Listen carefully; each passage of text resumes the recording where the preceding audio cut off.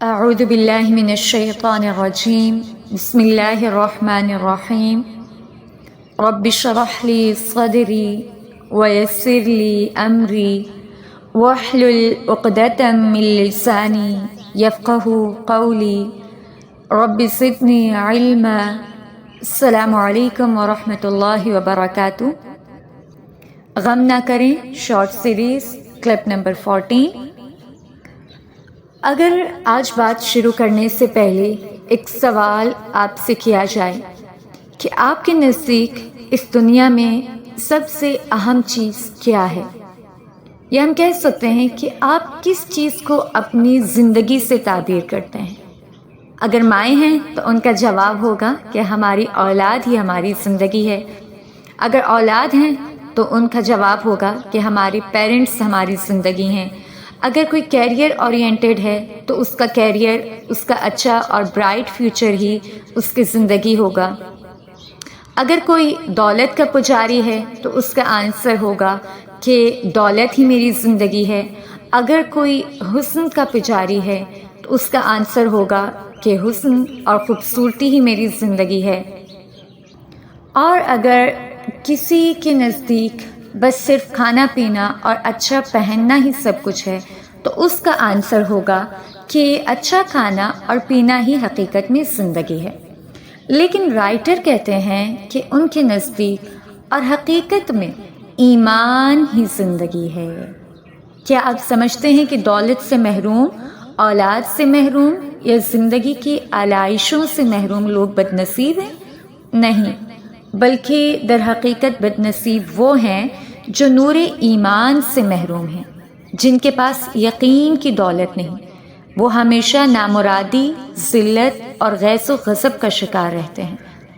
اللہ تعالیٰ قرآن میں فرماتے ہیں سورۃ الطٰہٰ میں کہ جو میرے ذکر سے منہ موڑتے ہیں ان کے لیے زندگی تنگ ہو کر رہ جاتی ہے۔ اللہ رب العالمین پر ایمان ہی نفس کا تزکیہ ہے۔ یہ غم، مایوسی اور حسن و ملال کو دور کرتا ہے۔ ایمان کے بغیر زندگی میں واقعی کوئی مزہ نہیں ہے۔ ملحدین جو ایمان سے محروم ہیں انہیں اپنے بوجھ، تاریکیوں اور آئینی بیڑیوں سے نجات پانے کے لیے کوئی راہ نظر نہیں آتی۔ بغیر ایمان کی زندگی بدبختی کی زندگی ہے۔ اللہ کے نظام کے باغیوں پر ابدی لعنت ہوتی ہے۔ آج لمبے زمانوں اور صدیوں کے تلخ تجربات کے بعد عقل اس نتیجے پر پہنچ چکی ہے کہ بت مین میڈ ہیں، کفر لعنت ہے، الحاد جھوٹ ہے، رسول سچے ہیں اور ساری بادشاہت اور عزت اللہ کے ہاتھ میں ہے، وہی ہر چیز پر قادر ہے۔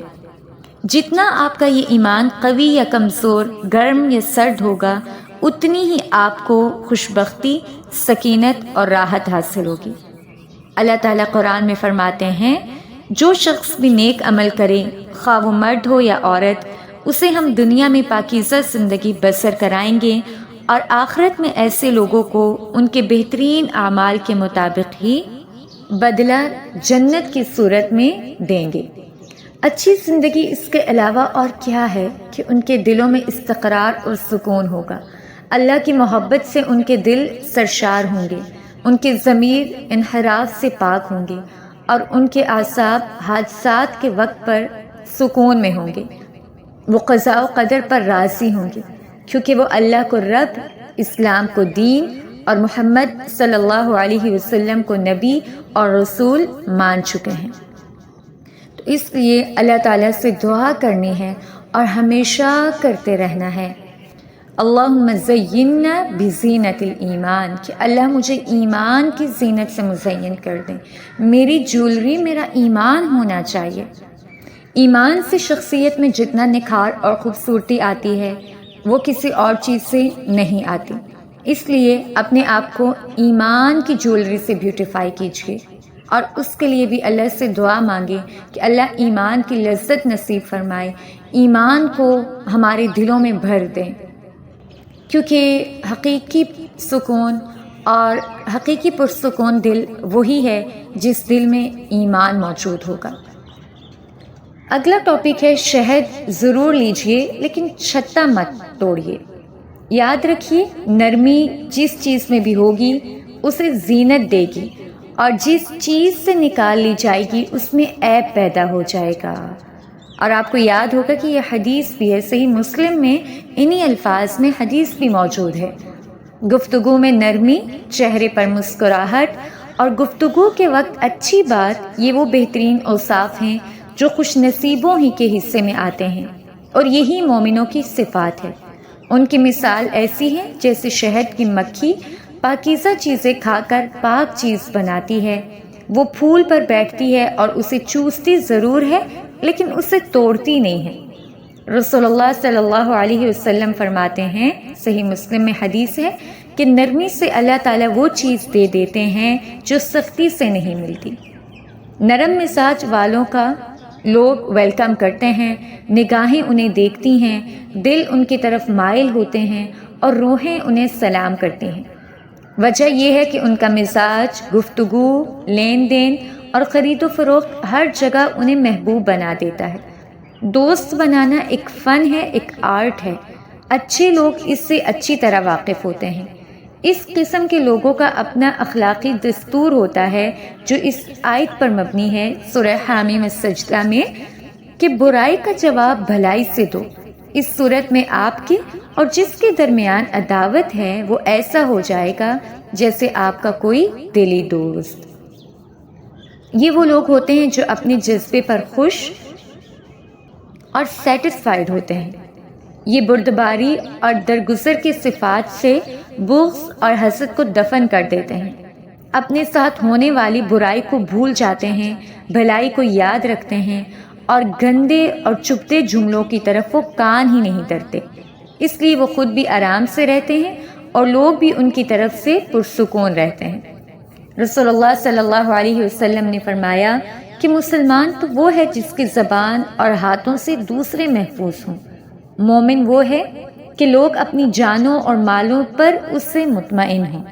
نیز فرمایا کہ اللہ نے مجھے حکم دیا ہے کہ جو مجھ سے کٹے میں اس سے جڑوں، جو مجھ پر ظلم کرے میں اسے معاف کروں، اور جو مجھے نہ دے میں اسے دوں۔ اور اسی طرح اللہ تعالیٰ قرآن میں فرماتے ہیں، اہل ایمان غصہ پی جانے والے اور لوگوں کو معاف کر دینے والے ہوتے ہیں۔ یقیناً ایسے ہی لوگوں کو سکون اور اطمینان کی دولت ملے گی، اور اللہ تعالیٰ کے ہاں عظیم اجر بھی انہی کے لیے رکھا جائے گا۔ اگر ہم چاہتے ہیں کہ اللہ تعالیٰ ہمیں معاف کر دیں تو ضروری ہے کہ ہم لوگوں کو معاف کر دیا کریں۔ جو چیز آپ لینا پسند نہیں کرتے وہ ہم دیتے کیوں ہیں؟ ہم نہیں چاہتے کہ کوئی ہم سے ہارش وے میں بات کرے یا کوئی ہم سے سخت لہجے میں بات کرے، لیکن ہمارے لہجے کیسے ہیں؟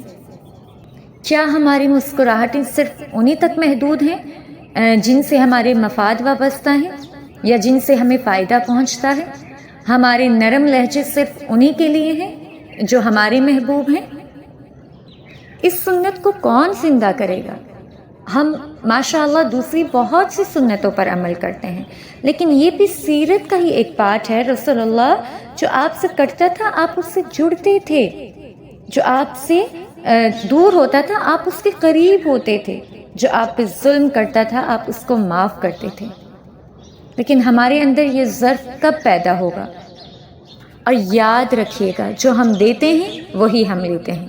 اگر ہم دوسروں کے ساتھ نرم لہجے میں، مسکراہٹ کے ساتھ اور پیار بھرے انداز سے بات کریں گے تو یہ ہو ہی نہیں سکتا کہ ایسی مسکراہٹیں، ایسے نرم لہجے ہمیں واپس نہ ملیں۔